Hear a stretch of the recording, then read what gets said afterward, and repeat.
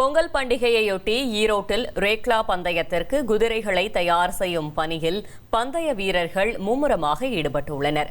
பந்தயத்தில் பரிசு தொகை குறைவாக கிடைத்தாலும் பெயர் புகழுக்காக போட்டிகளில் கலந்து கொள்வதாக கூறும் அவர்கள் ஜல்லிக்கட்டு போட்டிக்கு முக்கியத்துவம் கொடுப்பது போல ரேக்லா பந்தயத்திற்கும் கொடுக்க வேண்டும் என வலியுறுத்தினர்.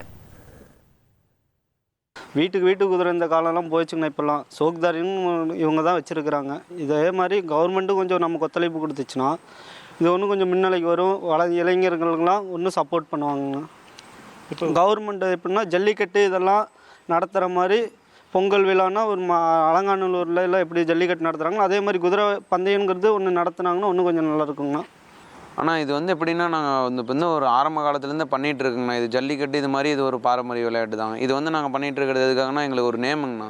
இதுக்கு நம்ம செலவு பண்ணுறது ஒரு 30 நாள் 40 நாளில் நம்ம செலவு 60,000 பண்ணுவோங்கண்ணா. இது பரிசு தொகை நம்மளுக்கு அந்த அளவுக்கு வராதுங்கண்ணா. ஒரு 20,000 25,000 அந்த கப்புக்காகவும் அந்த நேம் நாங்கள் ஓட்டுற நேமு அந்த பேருக்காகவும் வேண்டி தானே நம்ம கஷ்டப்படுறோம்.